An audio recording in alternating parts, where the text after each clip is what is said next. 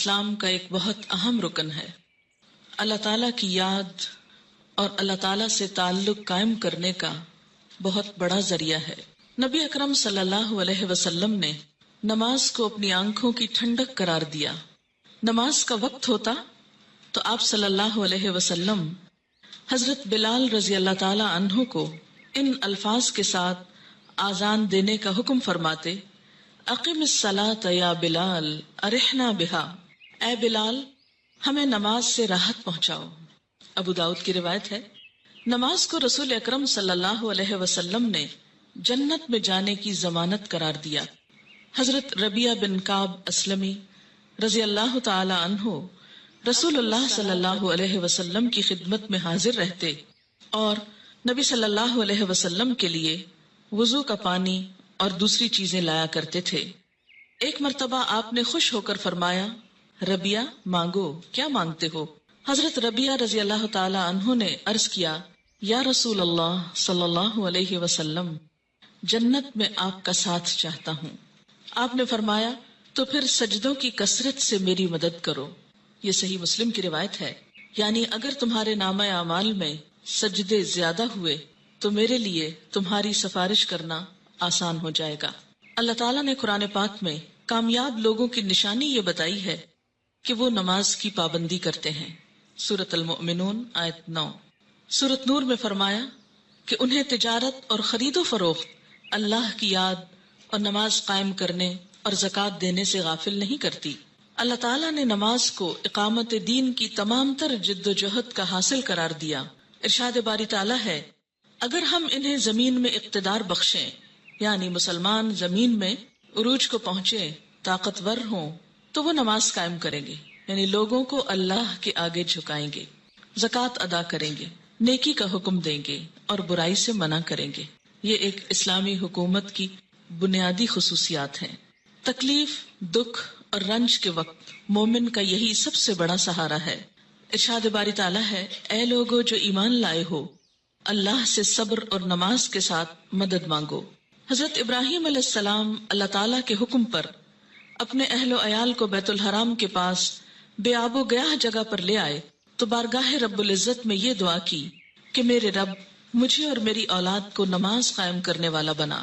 حضرت اسماعیل علیہ السلام کے جن اوصاف کا ذکر قرآن پاک میں آتا ہے ان میں سے ایک یہ بھی ہے، وہ اپنے گھر والوں کو نماز اور زکوٰۃ کا حکم دیتے تھے۔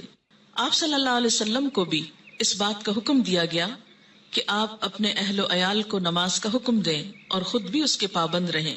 قرآن کریم سے ہدایت حاصل کرنے والے خوش نصیب لوگوں کی اللہ تعالیٰ نے جو نشانیاں بتائی ہیں ان میں سے ایک نشانی یہ بھی ہے کہ وہ نماز قائم کرنے والے لوگ ہیں۔ ذالک الکتاب لا ریب فیہ ھدی للمتقین الذین یؤمنون بالغیب ویقیمون الصلاۃ۔ نماز میں غفلت، کاہلی اور سستی سے کام لینے کو اللہ تعالیٰ نے منافقین کی نشانی بتایا ہے کہ اذا قاموا الی الصلاۃ قاموا کسالی، کہ منافق جب نماز کے لیے اٹھتے ہیں تو سستی کے ساتھ اٹھتے ہیں۔ یراؤن الناس، محض لوگوں کو دکھانے کے لیے، ولا یذکرون اللہ الا قلیلا، اور اللہ کو بہت کم ہی یاد کرتے ہیں، یعنی ان کو نمازوں میں بھی خدا یاد نہیں آتا۔ سورۃ ماعون میں اللہ تعالیٰ نے ان نمازیوں کے لیے ہلاکت اور تباہی بتائی جو نماز کے معاملے میں غفلت اور بے پرواہی سے کام لیتے ہیں۔ فویل للمصلین الذین هم عن صلاتهم ساہون۔ قرآن پاک میں اللہ تعالیٰ نے اقوام کی تباہی اور ہلاکت کا اصل سبب ترک نماز بتایا۔ ارشاد باری تعالیٰ ہے: اللہ کے فرما بردار بندوں کے بعد ایسے نالائق لوگ ان کے جانشین ہوئے جنہوں نے نماز کو ضائع کیا اور دنیا کے مزے اڑانے میں لگ گئے۔ ایسے لوگ عنقریب گمراہی کے انجام سے دوچار ہوں گے، یعنی دنیا میں بھی اس کا نقصان اٹھائیں گے اور آخرت میں بھی خسارے میں مبتلا ہوں گے۔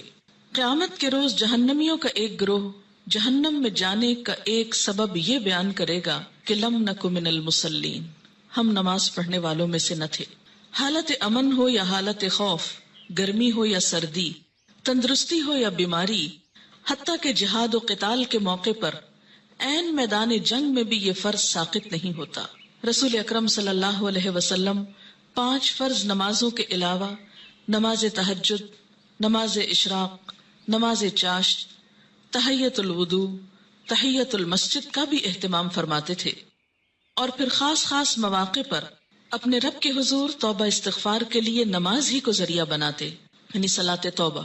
خسوف ہو یا کسوف یعنی سورج گرہن اور چاند گرہن تو مسجد تشریف لے جاتے، زلزلہ یا آندھی آتی تو مسجد تشریف لے جاتے، طوفان باد و باران ہوتا تو مسجد تشریف لے جاتے، فاقے کی نوبت آتی تو مسجد تشریف لے جاتے، کوئی پریشانی اور تکلیف ہوتی تو مسجد تشریف لے جاتے، سفر سے واپسی ہوتی تو پہلے مسجد تشریف لے جاتے، پھر گھر پلٹتے، بارش نہ ہوتی تو بھی نماز ادا کرتے. گویا ہر غم، دکھ اور تکلیف کے موقع پر نماز. آج ہم میں سے بہت سے لوگ طرح طرح کے وظائف کرنے کے لیے گھنٹوں خود کو وقف کرتے ہیں، لیکن 2 رکعت نماز ان پر بہت بھاری ہوتی ہے. حیات طیبہ کے آخری دنوں میں بیماری کی حالت میں بھی نبی صلی اللہ علیہ وسلم کو جس چیز کی سب سے زیادہ فکر تھی وہ نماز تھی. وفات مبارک سے چند یوم قبل تیز بخار کی وجہ سے آپ پر غنودگی کی حالت طاری تھی. عشاء کے وقت آنکھ کھلی تو سب سے پہلے یہ سوال کیا، کیا لوگوں نے نماز پڑھ لی ہے؟ یعنی سب سے زیادہ جس بات کی فکر تھی وہ کیا؟ نماز. عرض کیا گیا نہیں، آپ ہی کا انتظار ہے. سرور عالم صلی اللہ علیہ وسلم نے پھر اٹھنا چاہا تو بے ہوش ہو گئے. جب آنکھ کھلی تو زبان مبارک سے پھر وہی الفاظ نکلے، کیا لوگوں نے نماز پڑھ لی ہے؟ عرض کیا گیا نہیں، آپ ہی کا انتظار ہے. تیسری مرتبہ اٹھنے کی کوشش میں پھر غشی طاری ہو گئی. افاقہ ہونے پر ارشاد فرمایا، ابو بکر نماز پڑھائیں. وفات مبارک سے چند لمحے پہلے آپ نے امت کو جو آخری وصیت فرمائی وہ یہ تھی، الصلاۃ الصلاۃ وما ملکت ایمانکم، یعنی مسلمانوں نماز نماز اور اپنے غلاموں کا ہمیشہ خیال رکھنا. یعنی ایک طرف حقوق اللہ اور دوسری طرف حقوق العباد. بندوں میں سے سب سے زیادہ محروم مخلوق غلام. نماز بذات خود جتنی اہم ہے، طریقہ نماز بھی اسی قدر اہم ہے. نماز کے بارے میں حکم صرف یہی نہیں کہ اسے ادا کرو، بلکہ حکم یہ بھی ہے کہ اس طرح ادا کرو جس طرح مجھے ادا کرتے دیکھتے رہے ہو. ایک حدیث مبارک میں کچھ یوں آتا ہے کہ قیامت کے روز حقوق اللہ میں سے سب سے پہلے نماز کا حساب لیا جائے گا. جس کی نماز درست طریقے سے پڑھی گئی ہوگی وہ کامیاب و کامران ہوگا، اور جس کی نماز بگاڑی گئی ہوگی وہ ناکام و نامراد ہوگا. اس سے کیا پتہ چلتا ہے کہ قیامت کے روز صرف یہی نہیں پوچھا جائے گا کہ نماز پڑھی یا نہیں، بلکہ یہ بھی دیکھا جائے گا کہ کس طریقے سے پڑھی، کیا اس میں ان تمام امور کا لحاظ رکھا گیا جن کی پابندی ضروری تھی، سنت کے مطابق تھی یا نہیں. اس سے یہ اندازہ لگانا مشکل نہیں کہ ادائیگی نماز کے ساتھ ادائیگی نماز کا طریقہ بھی بہت ضروری ہے.